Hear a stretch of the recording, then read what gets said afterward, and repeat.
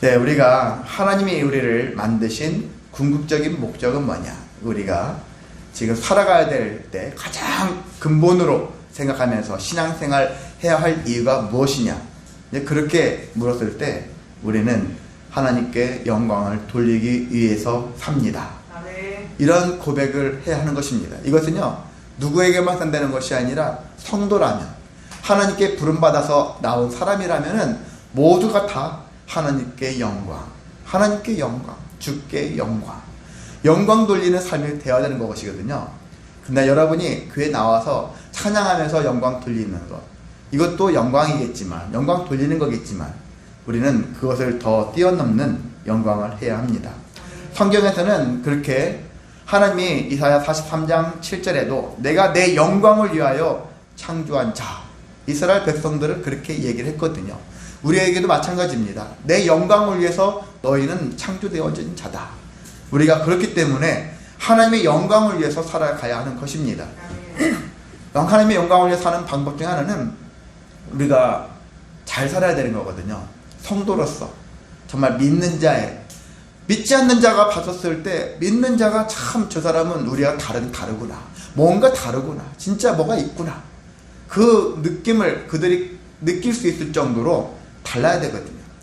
정말 하나님을 믿더니 저 사람이 정말 달라졌어, 정말 바뀌었어, 변화되었어, 이런 모습들이 있어야 되거든요. 입술로만 예수님 찬양하는 것은 하나님께 영광 돌리는 것이 그걸로만 만족해서는 안 되는 것이거든요. 그래서 우리가 그렇게 해야 될 것이고요. 이 땅에 살면서 또 신앙생활하면서 우리가 여전히 삶 속에서, 가정에서, 직장에서 많은 사람들과 함께 하면서 우리가 제일 많이 하는 게 내가거든요. 내가 뭐가 됐으면 내가 했어, 이렇게 얘기를 할 때가 많습니다. 그렇다면은 하나님이 하셨다라는 고백을 하지 않고 매번 내가 했다 하면은 그 사람 교회를 나왔으나 사실상 아직은 무신론자에 가깝다고 볼 수 있는 거예요. 그쪽에 가까운 자예요. 이제 하나님을 믿기 시작했다 하지만 아직도 무신론적인 그런 개념이 더 많은 사람이거든요. 내가 했구나, 그 내가 한 거야, 이거 내가 한 거야, 늘 그렇게 많이 얘기하는 것. 그래서 우리가 돌아보면 됩니다. 돌아보면 알잖아요, 내가 많이 했는지 주님이 하셨는지. 그래서 여러분이 내가라는 주장을 자주 하기보다는 어떻게 해요? 하나님이 하신 겁니다 라는 고백을 하셔야 돼요. 이건 누가 시켰으니까 그냥 의뢰 나오는 대답이 아니라 여러분의 진실한 고백이 되어야 합니다. 그것은요, 누가 시켰으니까 그렇게 대답하래요, 이게 아니라 실제 여러분의 모든 일 있잖아요, 여러분이 하신 게 아니에요. 여러분이 착한 것도요, 여러분이 하신 게 아니거든요. 착하게 만드신 하나님이 그렇게 하게 하신 거지. 여러분의 기질이 있죠, 여러분의 재능이 있죠, 누가 해요? 하나님이 다 주신 거거든요. 그걸로 한 거거든요. 그래서 근본은 하나님이 하신 거기 때문에 우리가 하나님이 하셨습니다라는 얘기가 전혀 손해보는 느낌, 그리고 남한테 뺏긴 느낌, 그런 느낌 들 수 있어요. 직장에서는 내가 열심히 해서 했는데 직장 상사가 다 가로채고 자기가 한 것처럼, 얼마나 많은 사회가 그렇습니까? 자기가 한 것처럼 그래요. 근데 우리는 하나님이 하셨다라는 것을 고백은 전혀 빼앗길 것이 아니에요. 하나님께 영광 돌렸을 때 여러분은 그만큼의 이상의 영광스러운 삶을 살게 되어 있거든요. 세상은 여러분을 빼앗느라 정신없지만 하나님은 여러분에게 영광 받으시고 여러분에게 그 영광을 엄청난 것으로 여러분에게 은혜를 베푸시는 분이거든요. 그런 것을 여러분이 생각할 때 얼마나 남는 장사입니까? 세상은 이익을 얻기 위해서 우리가 영업 행위를 하잖아요. 삶을 살지 않습니까? 우리도 신앙생활도 뭔가 남는 게 있어야 되잖아요. 남는 게 있어야죠. 갔는데 시간 뺏겨, 돈 뺏겨, 뭘 뺏겨, 마음 뺏겨, 뺏기는 것만 있으면은 신앙생활 왜 합니까? 남는 게 있으니까 하지. 하나님이 주시는 것이 우리가 뺏기는 것보다 훨씬 더 많다라는 거예요. 하나님께 드려지는 것이 엄청나게 많기 때문에 우리가 지금까지 얼마나 수많은 사람, 수십억, 지금까지 많은 사람들이 하나님을 믿어왔고 계속 믿고 있지 않습니까? 어떤 자는 아직 안 믿죠. 그 얼마 전에, 그래서 지난번, 아까 며칠 전에 제가 여기 지방에 목사님 주신 이상근 목사님네, 거기 성은교회, 거기 갔다가 거기 추리하는데 조금 도와드렸어요. 얼떨결에 도와드렸어요. 바깥에 좀 정리하는 같이 도와드렸는데 어떤 꼬맹이 새 녀석이 초등학생 좀 고학년 같은데 딱 지나가면서 뭐라 하냐면 그냥 허공에다가 하나님은 없다 하고 지나가요. 하나님은 없어, 하나님 없다 하고 지나가면서 뭐 나무 한 탑을 같지는 바냐 시냐 어쩌고 하면서 중얼중얼하면서 가더라고요. 그래서 제가 순간 쟤한테 무슨 말 해줄까, 뭐 옛날 그냥 뺏기는 할까, 그러다가 기왕이면 축복해주는 말 해야지. 그래 속으로 뭐 이미 지나갔지만 너 하나님 없다고 하는 사람들 나중에 보면은 목사님 되는 경우가 많아. 저 저주가 아니거든요. 축복하는 하나님 되는 그렇게 말했던 사람들 중에 정말 하나님 정말 믿는 사람들이 의외로 많습니다. 그렇게 부정하면 부정할수록 근데 오히려 하나님을 만나게 되는 그런 사건들. 그래서 우리가 모든 일들을 행할 때 이렇게 하나님이 하셨다는 고백이 우리가 쉬지 말아야 되거든요.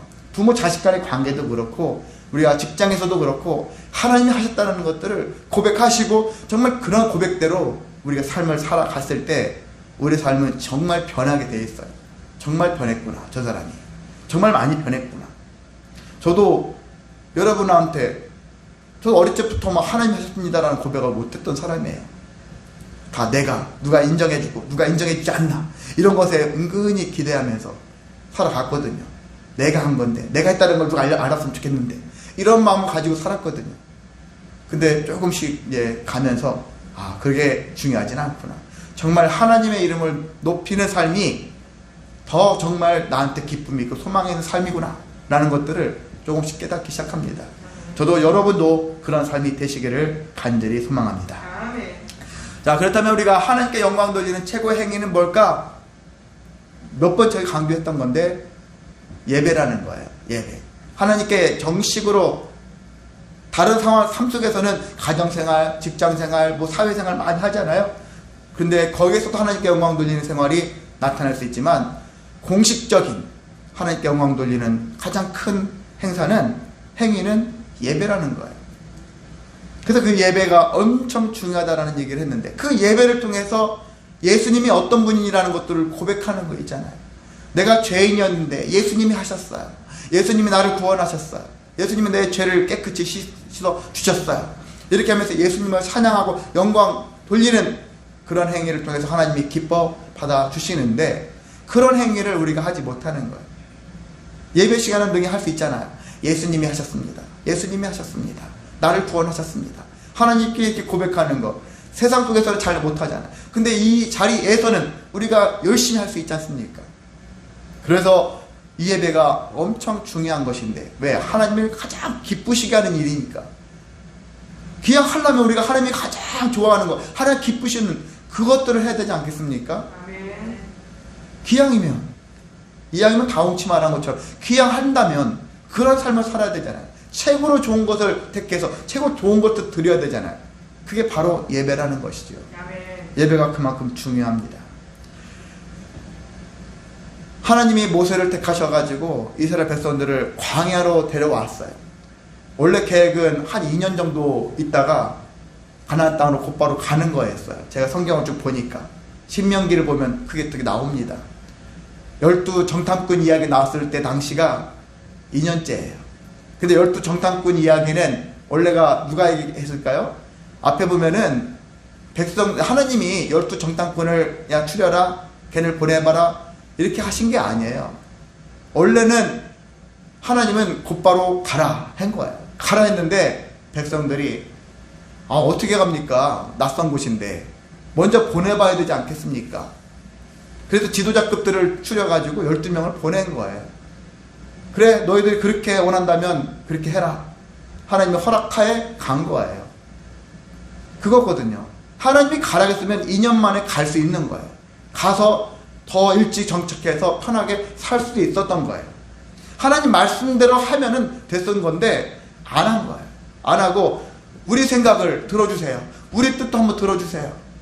우리의 계획도 들어주시면 안 되겠습니까? 하다 보니까 그래 한번 너희 계획대로 해봐라 했더니 결과론적으로 38년을 더 살았어요.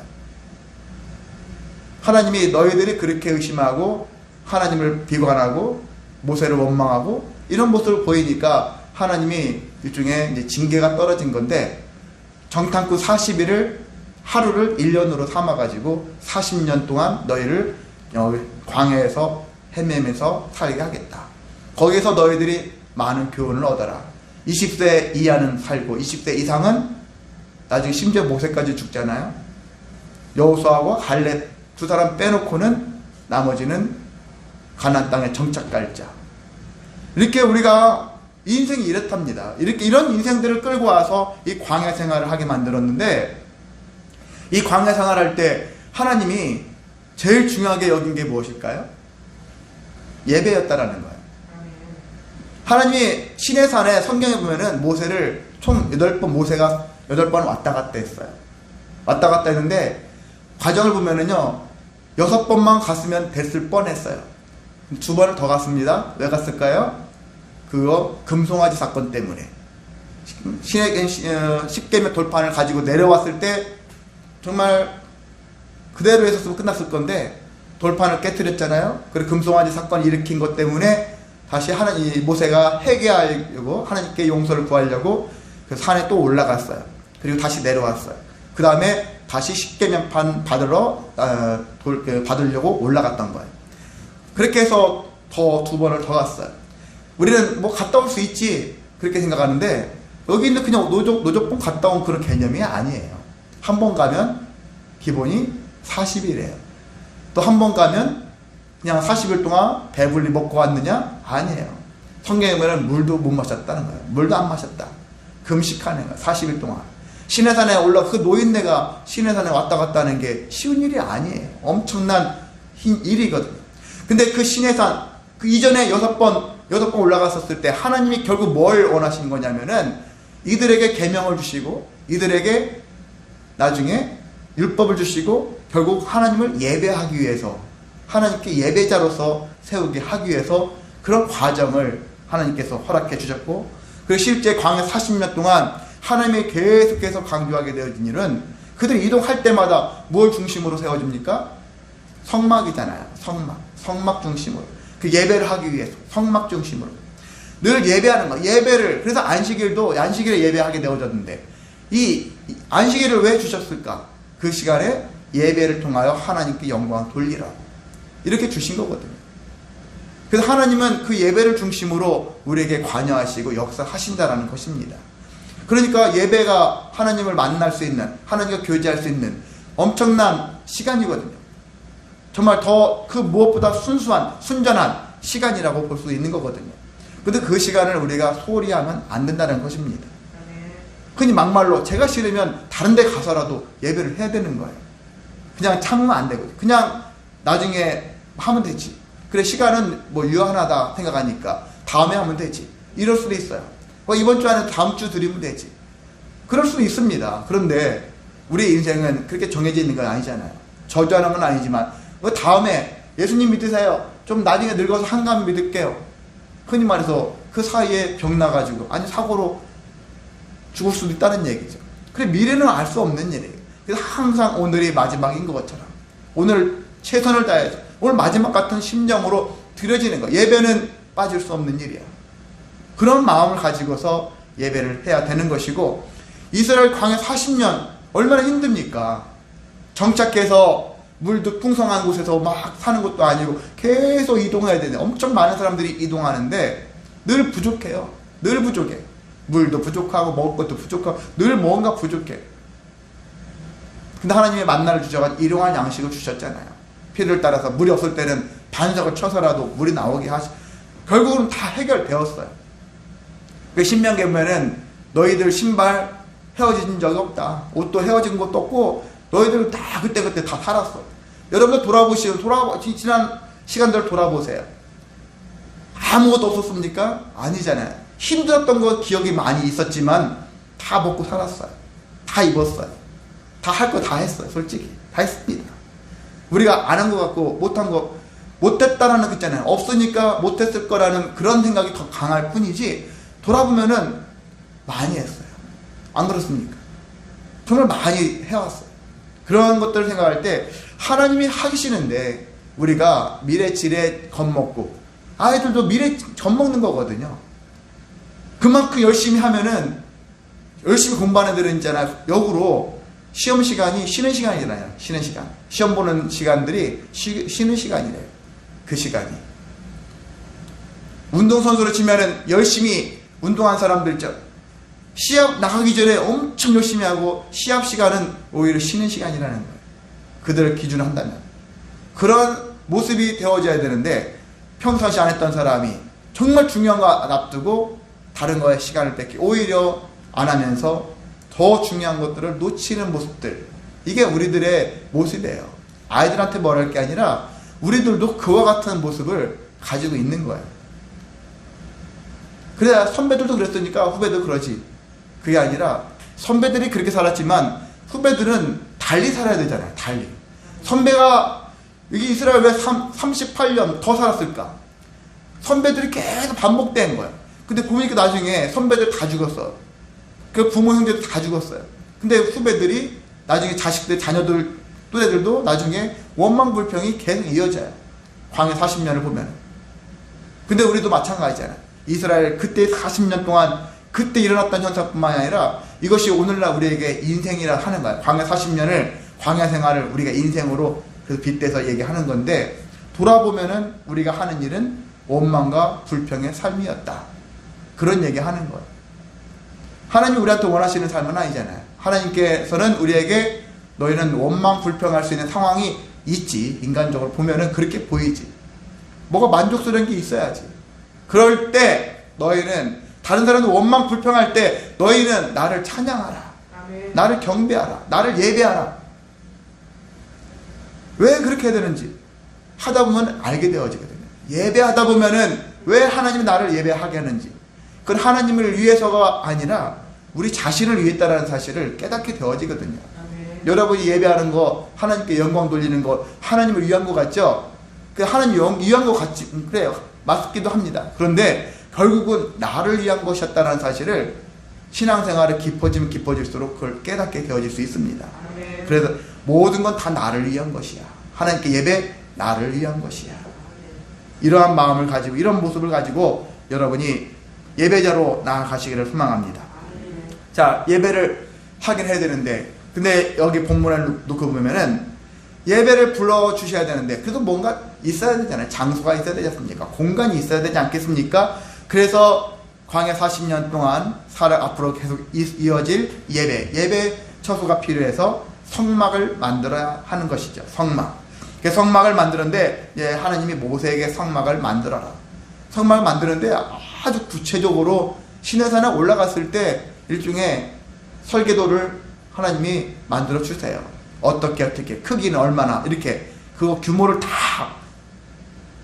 이건 네가 이 정도로 할 테니까 나중에 나머지는 네가 임의대로 해, 이렇게 하지 않고 하나님이 얼마나 하나에서 열까지 다, 이것까지요? 이건 제 임의대로 할 수 있게 해주면 안 될까요? 그런 거 없이 하나에서 열까지 다 세세하게 얘기를 하시는 거예요. 벗어나면 안 돼. 정해진 대로 해야 돼. 그렇게 했습니다. 그 모세 입장에서는 이걸 제가 어떻게 합니까? 이런 마음 품을 수 있었을 건데 하나님이 걱정하지 마라. 내가 그것을 할 수 있는 것들을 붙여주겠다. 그래서 오늘 세 가지를 붙여주셨다는 얘기예요. 그 첫 번째가 재물을 붙여주셨습니다. 아무래도 성막을 짓기 위해서는 재물이 필요하죠. 우리가 교회가 세워지려고 재물이 필요한 건 사실이에요. 오늘날 개척교회 상가 건물을 할지라도 5천만 원 가지고도 택도 없어요. 제가 10년 전만 해도 5천만 원이면 돼. 그 안에가 여러 가지 이런 것들이. 근데 오늘날에는 5천만 원 가지고도 개척을 하기 힘들어요. 여러 가지 들어가는 비용들, 인테리어, 이런 교회 여러 가지 다 포함하면은 거의 1억 이상도 있어야 될 정도로 엄청나게 많은 것들이 많이 물가도 올라가서 힘들어졌어요. 이런 재물이 있어야 되는 거죠. 자, 그렇게 해서 재물이 있어야 되기 때문에 하나님이 모세에게 명령을 합니다. 그래서 예물을 드려라. 예물 드리는 것도 결국 우리가 드려질 때 자원해서 드리게 해라. 그렇게 했습니다. 근데 백성들이 그래도 감사하게도 자원해가지고 예물을 드렸어요. 그 자원해서 아침마다 자원해서 예물을 계속 드렸고 모세에게 드리고 모세는 또 그것을 성소에 일하는 사람들한테 보내서 그것을 통해 가지고 성막을 만드는데 활용을 했습니다. 근데 이것이 계속 이루어지는 거예요. 계속 자원에서 드러낸 일들이.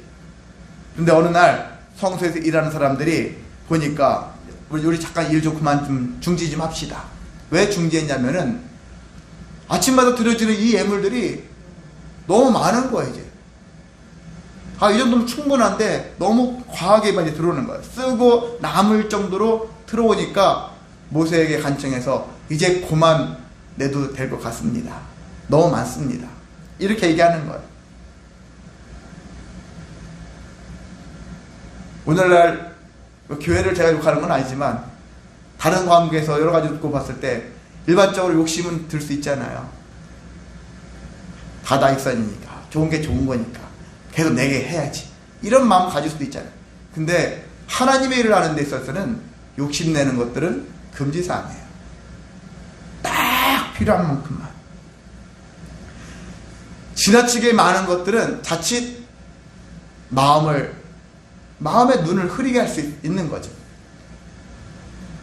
목회자가 타락하게 된 딱 좋은 일들은 교회 재산이 너무 많으면 타락할 수 있는 거예요.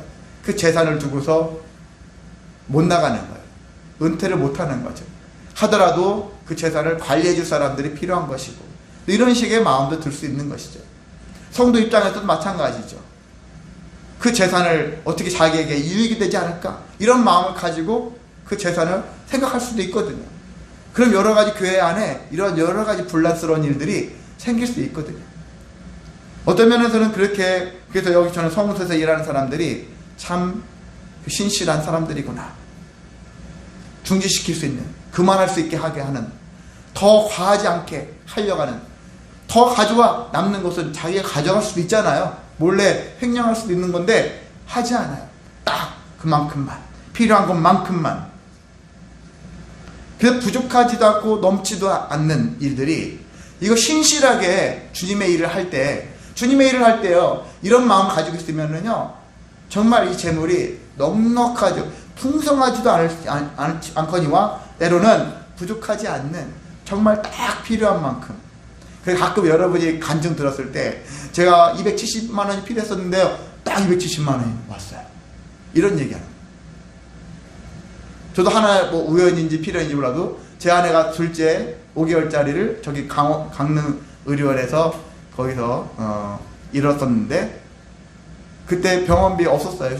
교회에서 수련을 가는 정선으로 가는 바람에 아무것도 없는 상태에서 갑자기 배가 아파가지고 구급차에 실려가가지고 강릉 의료원으로 갔어요. 가는 도중에 피를 몇 번 쏟더라고요. 머리도 나온 것 같아요. 저게 만져졌었는데. 그래서 1시간 동안 그런 상태로 갔어요. 갔는데 결국은 아이가 죽었죠. 죽었는데 나중에 병원비가 아무것도 없었는데, 어떤 집사님이, 우리 교회에도 예전에 한번 나오셨던 분이에요. 초청주일에. 그분이 오셨어요. 다른 분들은 아는데 그분이 오셔가지고 병원비를 내주시고 갔는데, 그분이 가지고 있었던 것이 한 17만 원대를 알고 있는데 병원비하고 같은 거예요. 딱 낸 게. 모든 재산을 다 냈는데. 저희는 지금도 그래도 그분의 그 선 행위, 다른 것도 여러 가지로 해주셨지만은 특별히 그런 부분들. 저는 당시 용기 없어가지고 구급차 불러달라는 얘기를 못했어요. 부목사다 보니까.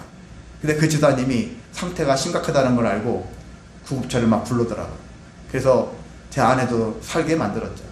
여러 가지로 참 값진, 귀한 분위기도 한데, 그런 것들이 있거든. 이런 것처럼요, 정말 딱 필요한 것만큼 채워주시는 그 은혜, 그런 은혜가 있거든요. 그랬을 때 여러분 더 감사하고 놀랍지 않습니까? 넉넉하면 놀랄 수 있고 부족해도 놀랄 수 있고 하지만은요, 딱 필요한 만큼 채워주시는 그 은혜가 얼마나 놀라운지. 근데 하나님의 역사는요, 딱 필요한 만큼에, 만나 같은 경우를 주셨을 때도 필요한 만큼이잖아요. 필요한 만큼 주시는 거예요. 사람들이 욕심내가지고 더 가져가면은 그 다음날 못 먹어요. 더 많이 가져가야지. 내일 안 내리면 어떻게? 불안하니까 더 많이 확보하려고 욕심냈더니 그 다음날은 다 썩어버리는 거예요. 그 날마다 일용할 양식을 주시는데 왜 너희들은 욕심부리? 우리가 힘든 이유, 피곤한 이유, 괴로운 이유? 욕심이 과다하기 때문이다. 욕심을 좀 덜 부리면 그만큼 넉넉하거든요. 욕심내면서 교만하면서 살았기 때문에 그만큼 우리가 힘들거든요. 이런 것들을 하나님이 주시는 그 필요함을 가지고 필요한 만큼 살아가면 될 건데, 우리는 종종 미래가 불안한데 우리 노후도 준비해야 되고 뭣도 해야 되고 이런 많이 생각하잖아요. 저도 그렇게 생각합니다. 물론 염두를 둬야 되겠죠. 근데 가장 중요한 것, 하나님이 필요를 채워주신다라는 것들을 생각할 때 오늘 내 안에 있는 불안감, 두려움 이런 걸 떨쳐버릴 수 있다는 거예요. 떨치게 되어지면 그래도 좀 편안하다 할 수 있습니다.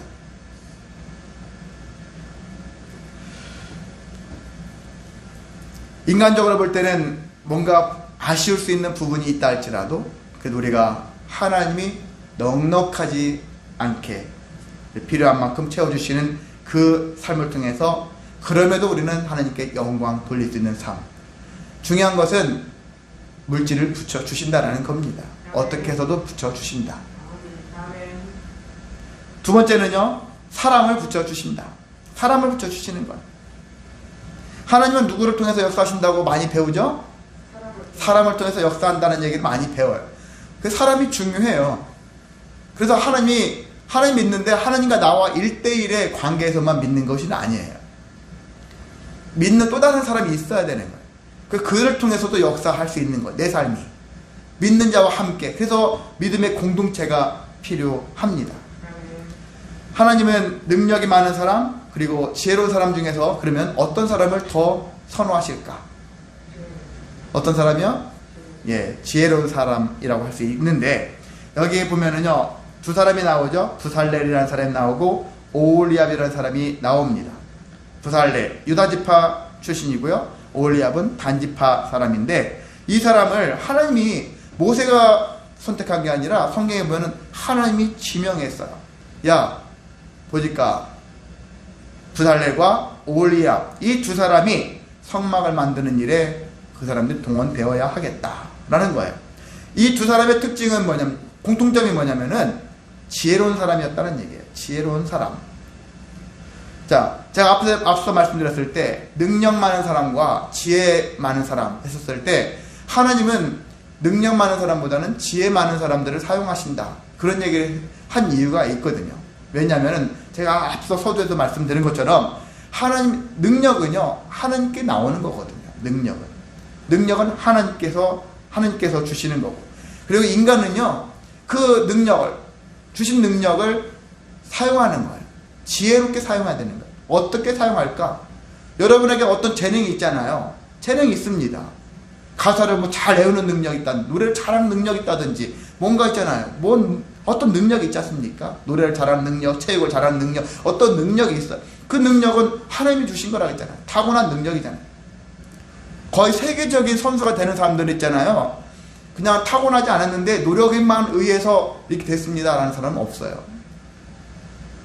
그 분야에 탑이 되는 사람들은요 지적 능력도 포함돼요. IQ도 좋아요. 서장훈이라든지 뭐 이승엽이라든지 이런 선수들 있잖아요. 어떤 것 좋냐면은 신체 능력만 좋은 게 아니라 그 분야에 그 타고난 IQ 같은 거 있잖아요. 그런 것도 좋아요. 제가 기억하기로는 서장훈 예전에 150대 넘는 걸로 알고 있어요. 그러니까 그 분야에 뭔가 탑이 된 사람들은 그 나름대로의 뭐 능력이 있다라는 거예요. 그거 누가 줬습니까? 자기 열심히 뭔가 해서? 아니에요. 타고난 능력이죠.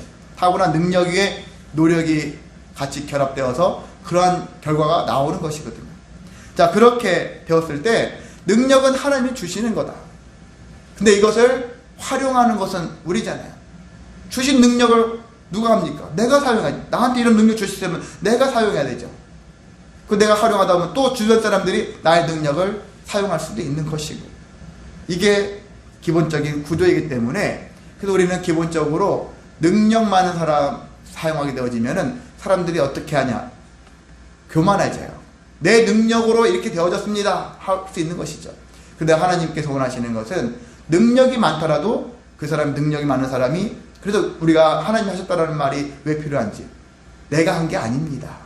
그 능력이 하나님께로 왔다라는 것들을 깨달은 사람이 하나님이 하신 겁니다. 이게 뭐예요? 이게 지혜라는 거예요. 그래서 우리는 능력이 많아도 지혜로운 사람이 필요한 거예요. 능력은 없고 지혜로운 사람, 그 사람이 있겠지만은요, 기본적으로 지혜로운 사람들 보면은 능력도 많아요. 이런 부분들이 있습니다. 그래서 여러분이 기왕이면은 능력도 있거니와 그것들을 지혜롭게 또 하나님께 영광 돌릴 수 있는 지혜를 가질 수 있는 그러한 심령이 되어지기를 소망합니다. 자, 그렇습니다. 우리는 지혜로운 사람은요, 무엇이 지혜롭냐? 어떤 일이 주어지면은 이 일을 시킨 사람이 누굴까? 먼저 그 사람의 마음을 아는 거예요. 아니, 성막을 왜 만들어야 될까? 하나님이 왜 성막을 만들려고 했을까? 먼저 그걸 생각하는 것이죠. 주문자의 생각을 알기 위해서 힘쓰는 거죠. 아, 이렇게 해야 되겠구나. 왜 해야 되는지 이걸 알면은 하게 되어질 수 있다는 것이거든요. 그리고 자신이 누구인지도 아는 거예요. 내가 이 일을 할 때 어떻게 해야 되는가. 이런 자기의 또 이런 모든 성격, 일의 성격까지 다 파악할 수 있는 마음이 있기 때문에 나에게 주어진 일들을 지혜롭게 처리할 수 있는 것입니다. 자, 이들은 부살렐 오홀리압들은요, 이 사람들은 일을 했어요. 정말 자기의 재능대로, 주어진 재능대로 최선을 다해서 정말 했어요. 근데 그것이 어떻게 일을 했냐면은 내가 능력이 뛰어나면 임의대로 할 수 있는데 그게 아니라 이들은 능력도 있지만 지혜로운 사람이었기 때문에 어떤 지혜였느냐? 하나님이 뭘 원하시는지, 하나님이 명령대로 하기를 원하신다는 사실을 알았어요. 그래서 임의대로 하지 않아요. 명령대로 하는, 하나님 명령대로 하겠습니다. 인간적으로 하다 보면 이렇게 하면 더 좋지 않을까? 생각이 들 수 있는데 아니에요. 명령대로 하는 거예요. 그래서 우리는 성도는 명령대로 사는 거예요. 이런 식으로 신앙생활 해도 되지 않습니까? 이렇게 할 수 있잖아요. 집에서 유튜브를 보면서 예배 드릴 수 있지 않습니까? 그렇게 할 수 있지 않습니까? 하는데 그냥 하나님이 원하지 않는다면 하나님이 원하시는 방식대로 하는 거거든요. 내 고집을, 내 생각을 꺾는 것이 예배거든요. 하나님 뜻대로 하소서. 이것이 또 예배의 가장 기본적인 성질이라고 할 수 있습니다. 오늘날 우리 많은 사람들은 자녀들을 능력 있는 자로 키우려고 애쓰지 않습니까? 능력이 있어야지, 능력이 있어요. 그리고 요즘엔 계속 이제 크리에이터 해가지고 창의적인 사람, 창조적인 사람, 이런 능력을 갖춘 사람들을 세상이 원한다 해가지고 그걸 키우려고 애를 써요. 그런데 하나님께서는 지혜로운 자를 여전히 사용하신다. 그래서 여러분이 나도 지혜로운 사람, 내 남편, 내 아내 지혜로운 사람, 내 자녀도 지혜로운 자녀. 그래서 저 집안은 참 지혜로운 집안이야. 이런 칭찬을 여러분이 듣기를 원합니다. 능력 많은 집안이야.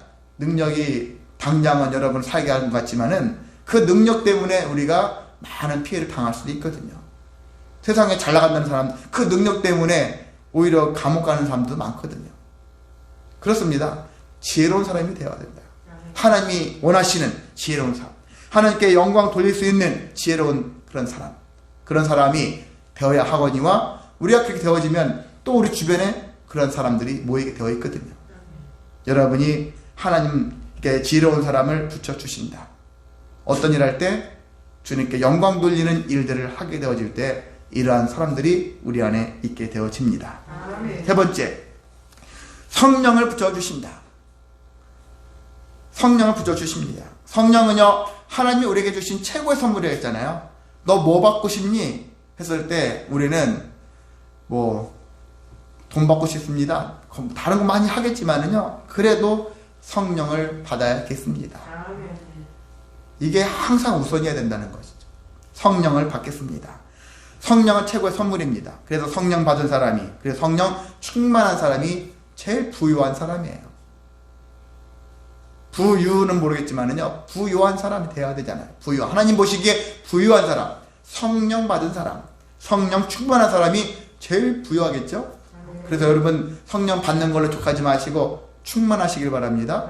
성령 충만한 사람, 곧 하나님 앞에 부유한 자다 라는 생각을 가지셔서 그래, 성령 충만해야지.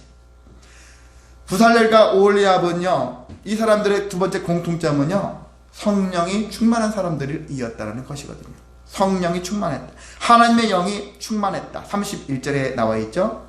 자, 왜 성령이 그렇다면 필요하고 성령 충만해야 할까? 성령을 보면 알죠. 성령님은 예수님을 비롯해서 하나님을 아는 지식을 갖게 하거든요. 지식이 필요해요. 신앙생활도 지식이 필요하거든요. 세상 지식, 세상은 시험 왜 봅니까? 지식 어디가 얼마나 많이 있는지 알려고 테스트하는데, 하나님은 세상 지식이 중요한 것이 아니라 하나님을 아는 지식이 중요한 거거든요. 하나님을 아는 지식. 그래서 제가 예전에 영성했을 때, 영성은 뭐 더하기 뭐다라고 말씀드렸었는데 기억하십니까? 제가 영성은 지성 더하기 인성이다, 그런 얘기 했거든요. 지성이라는 것은 많이 아는, 지식을 많이 갖고 있는 자잖아요. 근데 무엇에 대한 지식입니까? 하나님을 아는 지식이거든요. 세상에 박학다식한 그 지식은 다 아는데 하나님은 전혀 몰라. 그건 지성이 아니거든요. 하나님을 아는 지식을 중심으로 모두 세상의 많은 지식들도 같이 갖춘 자, 이 사람이 진정한 지성을 가진 자이겠죠. 그래서 무엇보다 하나님을 아는 지식을 가져야 한다. 인성도 세상에도 많은 인성들이 있지만은 예수님의 그 인성을 닮으라는 얘기죠. 온유와 겸손을 닮는 모습으로. 그래서 이것들이 결합됐을 때 우리가 영성, 일종의 신앙인의, 본받을 만한 신앙인의 모습이 나오는 것입니다. 그래서 우리가 성령이 필요한 것이고요. 그리고 성경에는 영성이라는 단어가 없습니다. 없는데 사람들이 만들어낸 용어라고 볼 수 있는데, 이 영성이 있는 사람, 그래서 영성 있는 사람 돼야 되잖아요. 영성 있는 사람 돼야 되는데 말로만 막 이렇게 영적으로 하면서 그렇게 말했다가 영성 있는 사람이 아니거든요. 말하지 않아도 삶으로 은근히 드러내는 사람도 있잖아요. 참 저 사람 보면은 진짜 영성 있는 사람이다. 그렇게 여러분이 신뢰받을 수 있는 삶을 살아가시기를 소망합니다. 성령님은요, 우리에게 감동을 주시는 분이에요. 감동. 뭔가 보면 감동하는 거죠. 세상 사람들도 뭐 드라마 보면 눈물 막 흘리겠죠. 그런 감동이 아니라 영감이라고 하죠. 영감을 받을 수 있는, 뭔가 감동되는 거예요. 하나님의 영이 나에게 감동되어서 나로 하여금 뭔가를 막 품게 만들고, 뭔가를 바라게 하고, 뭔가를 소망하게 만들고, 비전을 품게 할 수 있는 그런 거 있잖아요. 뭔가를 봤는데, 뭔가 딱 떠올랐는데 하나님께서 성령을 통해서 막 영감을 주시는 거예요. 감동을 시켜주십니다. 기뻐하라, 감사하라, 창의적인 것들, 이런 것들, 모든 것들을 충만하게 영감을 통해서 주실 수 있다는 것이거든요. 여기 부살레, 오홀리압이라는 사람들이, 그 사람들이 처음부터 다 내막을 알고 하는 거 아니잖아요. 처음 하는 거예요. 처음 하는 건데 보면은 만드는 과정들은 있잖아요. 그들의 지혜로 하는 거예요. 모양 자체는 하나님께서 딱 모양 설계도대로 딱 주셨는데, 그러면은 뭐 언약궤가 있으면 언약궤 금을 입혀라. 근데 금을 입히려면 금을 녹여야 되지 않습니까? 녹이는 것 어떻게 녹이지? 금을 모아가지고 어떤 식으로 녹여서 어떻게 해야지 감싸지? 이런 것들은 전적으로 이들이 할 일이거든. 이들이 해야 되는데 어떻게 해야 되나? 궁하면 통한다 하잖아요. 지금 지식이 없어요. 우리가 처음 하는 것 같아. 만약에 그렇다면 어떻게 해야 되나? 어떤 방법을 사용해야 되나? 고민을 해야 되잖아요. 고민할 때 영감 주시는 거예요. 영감을 주셔가지고 이런 방식으로 해보라, 저런 방식으로 해봐라, 이런 방식이 되어지는 거죠. 자, 이런 과정들을 겪을 수가 있는 것입니다. 그래서 성령 충만한 사람, 여러분이 다른 의미의 성령 충만한 것이 아니에요. 제가 말씀드린 우리가 좀 더 건전한, 왜곡된 성령 충만을 강조하는 사람들이 있거든요. 그거 말고 정말 하나님 앞에 신실한 거룩한 성령 충만함이 있거든요. 그런 충만함을 받았었을 때 우리는 하나님께 감동된 자로서 하나님이 주신 일들을 제대로 할 수 있는 능력이 있을 수가 있습니다. 성령은 우리에게 지식과 능력과 소망을 주시고 때로 절제도 하게 하신다. 무조건 하라 그것도 아니라 이만하면 됐다. 아까 그랬잖아요. 많은 재물이 왔잖아요. 예물이 왔잖아요. 근데 이만하면 됐다. 이것도 성령이 감동 주시는 거거든요. 무조건 하라가 아니에요. 무조건 직진 아닙니다. 잠깐 쉴 때도 됐다. 그것도 성령께서 하신다는 것입니다. 그래서 우리는 또한 성령은 어떤 분이냐면요, 어떤 필요한 것들을 채워주시는 분, 연결시켜주시는 분이다. 그래서 여러분이 때로는 궁할 때, 여러 가지 힘들어할 때, 기도했을 때 성령께서 역사해 주셔서 돈이 필요할 때 돈을 채워주시기도 하고, 건강이 잃은 자에게 건강도 채워주시기도 하고, 그렇게 연결시켜 주셔가지고 붙여주시는 분이기 때문에 성령이 때로는 무형적인, 보이지 않는 것만 연결해 주는, 하나님과 우리의 관계를 연결해 주고 붙여주시기도 하지만 우리가 실제 눈에 보여지는 것조차도 우리에게 붙여주시는 분이기도 하다. 그러니까 여러분은 성령을 반드시 갖고 계셔야 되는 거예요. 성령을 소유하는 자가 되어야 합니다. 기쁠 때도 감사할 때도 사용해야 되지만 힘들고 괴로울 때도 더 적극적으로 활용해야 되는 거죠. 집에 매번 우리 집에는 있잖아요. 금송아지가 있다고 사람들이 얘기하지 않습니까? 우리 집에 있으면 뭐합니까? 활용이 되어야 돼. 그게 가치가 있는 거 아닙니까? 가장 중요한 것을, 가장 귀한 것을 하나님이 사용하라고 주셨는데 우리는 잘 보관하고 있어요. 언제 사용할지. 감사하면 감사한 대로 안 하고 힘들면 힘든 대로 안 하고 언제 사용하려고. 하나님이 사용하라고 주시는 거거든요. 성령님을 우리에게 이용하라고 주시는 거지 우리가 그걸 잘 보관하라고 주시는 건 아니거든요. 그러니까 여러분이 적극 활용하셔야 하는 것입니다.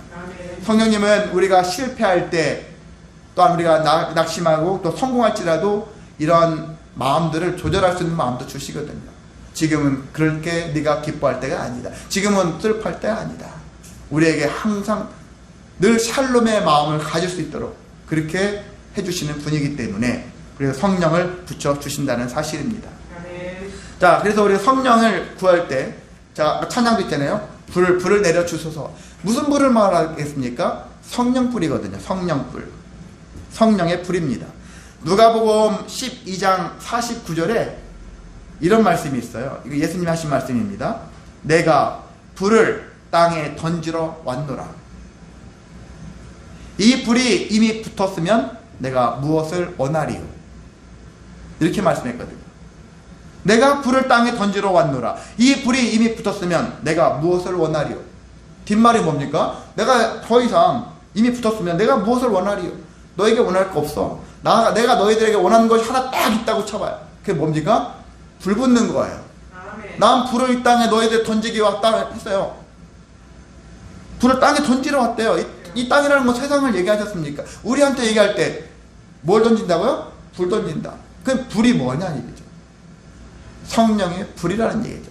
성령을. 그래서 예수님이 부활하신 이후에 떠나실 때도 내가 너희에게 보혜사를 보낸다. 성령을 보낸다. 성령은 너희에게 엄청 유익하다. 유익한데 왜 안 씁니까? 그래서 성령을 통해서 우리의 기도의 불이 타오르고 예배의 불이 타오르고 사명의 불이 타오르고 그래서 삶 속에서 잃어버렸던 소망을 다시 소망의 불도 태워버리고 그래서 그 불 붙여서 우리의 이렇게 주어진 날씨 속에 우리 심령은 뜨거워지는 그런 삶을 살아야 될 텐데 우리가 그런 삶을 살고 있냐? 하나님이 물으신다면 그걸 정말 우리가 아멘 할 수 있냐 이거죠. 그래서 우리가 가면 갈수록 더욱더 성령의 불이 붙는 그런 삶이 되시기를 소망합니다. 자, 말씀을 정리하겠습니다. 하나님께서는요 재물을 붙여주시고 사람을 붙여주시고 성령을 붙여주신다. 누구에게? 나에게. 누구에게? 우리 가정에게. 누구에게? 직장에. 누구에게? 우리 교회 공동체에게. 이렇게 해주시는데 조건이 있어요. 전제 조건이 뭡니까? 주님을 위해서 네가 영광 돌리고 있는가. 주님께 영광 돌리는 자에게 주시는 것이지 그냥 주님 필요 없어요. 주님 못 믿겠어요. 주님을 외면한 자에게 주실 거냐 이거죠. 하나님 아무나 막 주시겠습니까? 정말 당신께 영광 돌릴 만한 자에게 주신다는 거예요. 필요를 채워주신다 라는 것입니다. 그래서 우리가 기본적으로 항상 하나님께 영광 돌려야 된다는 것들이 그래서 필요한 이유가 거기에 있습니다. 그래서 우리가 이렇게 하나님의 영광을 위해서 내가 살겠노라 하다 보면 하나님께서 그때그때마다 필요한 것들을 채워주신다는 사실을 기억하시고 그리고 우리도 그 누군가의 필요가 또 되어질 수가 있는 거예요. 그렇지 않습니까? 우리도 그렇게 되어야 하지 않겠습니까? 우리도 재물이 많아서 이 많은 재물을 누군가에게 하나님의 영광을 위해서 사용할 수 있는 것이고 또 내가 그 사람에게 필요가 되어져서 그 사람의 일을 도울 수 있는 것이고 또 성령 충만하게 되어져서 충만함이 같이 결합되어서 더 충만함으로 넘칠 수 있게 만드는 것, 이게 성도의 교제 가운데 있을 수가 있는 것입니다. 이러한 관계 속에서 우리는 나 혼자만의 인생이 아니라 하나님이 함께 하신다. 그리고 하나님이 여러 가지 모습으로 붙여주신다 라는 것들을 기억하셔서 실망하지 마시기 바랍니다. 실족하지 마시기 바랍니다. 무엇보다 힘든 일이 있을 때 내가 더욱 힘을 내어서 주님 만나러 가야지. 주님께 예배하는 자가 되어야지. 주님을 통해서 이 모든 영광 하나님께 돌려드릴 때 하나님께서 우리에게 더 크신 은혜로 상급으로 채워주신다라는 기대를 가지고 소망을 가지시고 오늘도 이기시고 내일도 버티고 승리하시는 저와 여러분 되시기를 주님의 이름으로 소망하고 축복합니다. 아멘. 다 같이 일어나서 찬송하시겠습니다. 191장 찬송합니다.